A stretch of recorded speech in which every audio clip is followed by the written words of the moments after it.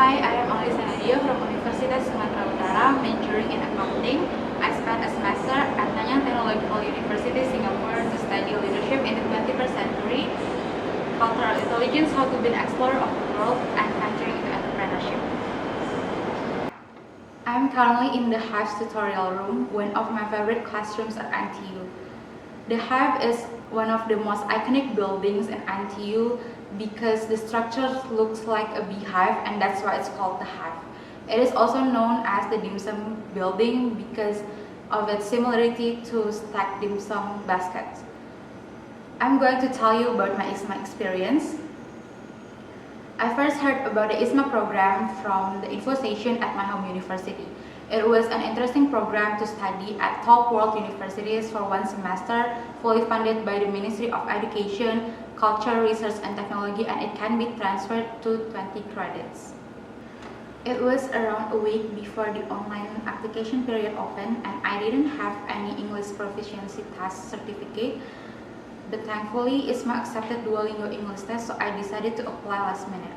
It was chaotic because I had to prepare all of the required documents and essays in only a few days and had to prepare for my final exams at the same time.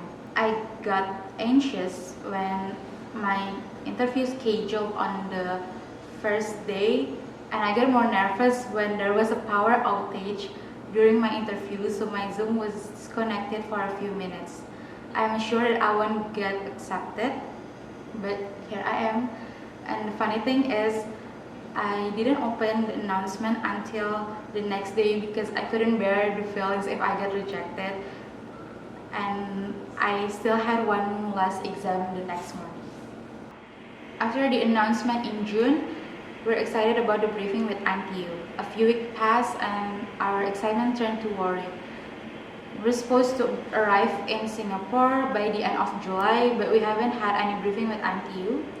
COVID's case rose rapidly worldwide and the bomb was dropped. We had to choose another university on such a short notice, but we ended up getting deferred to the next semester.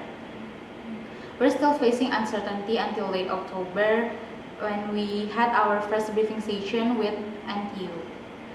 And the real process finally began, and the most memorable experience was when we eventually reached the point where we get our entry approval, ticket, and living allowance because it was finally happening, and I'm going to NTU for one semester.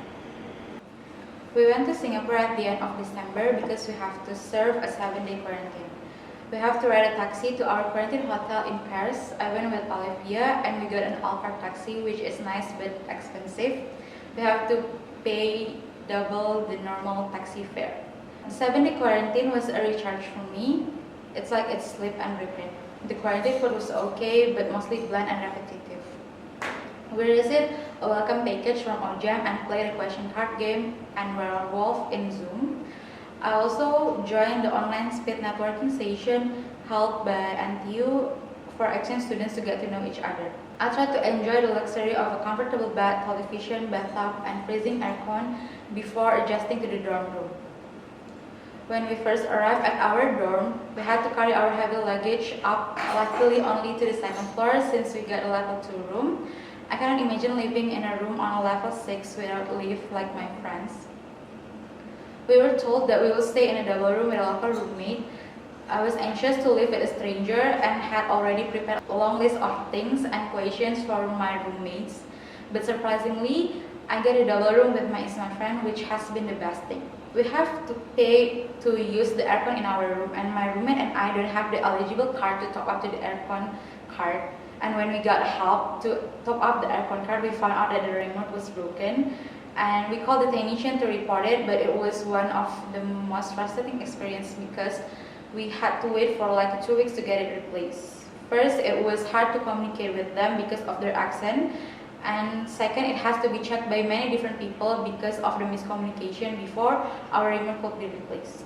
I have to adjust to Singlish and the different accents and how fast Singaporeans talk. Sometimes it's still hard to hear what they say when we ask them to repeat it because they just speak the same way, and I can get used to it as time goes by.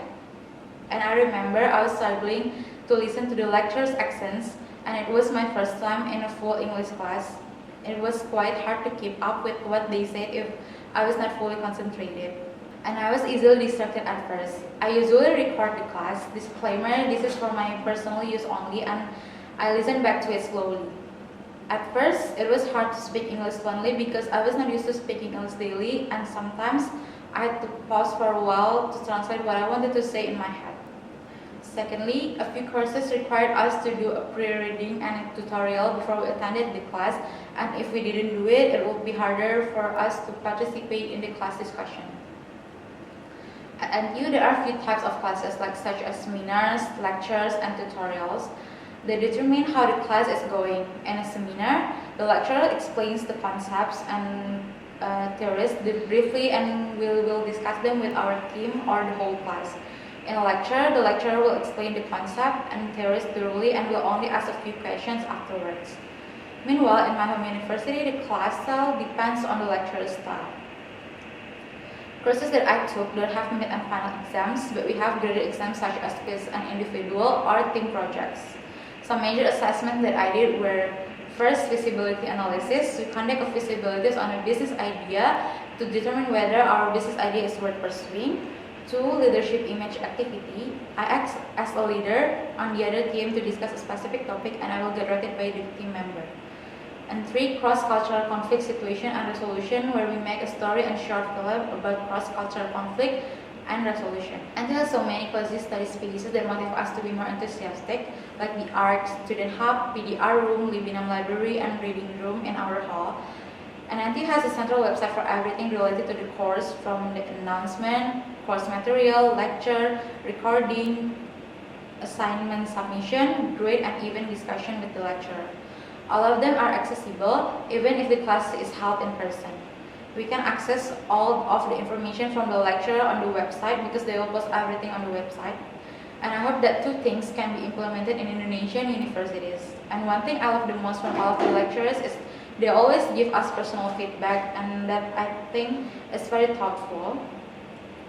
Another thing I hope to be implemented in Indonesia is the public transportation.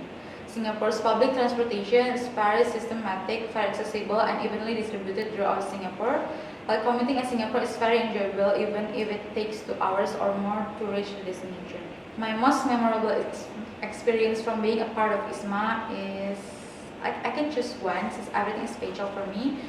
It's like making friends with so many people from around the world, having care, supportive, and fun teammates, strolling around in Singapore, cycling along the East Coast to Marina Bay, learn to play gamelan with Singaporean, experience Ramadan and Eid in a foreign country for the first time, and so many else. Everything that I do with my friends is fun and memorable. The most valuable thing I have earned as an IISMA awardee is the whole experience. I'm officially IISMA biased because this is the best part of my university life, people to go abroad.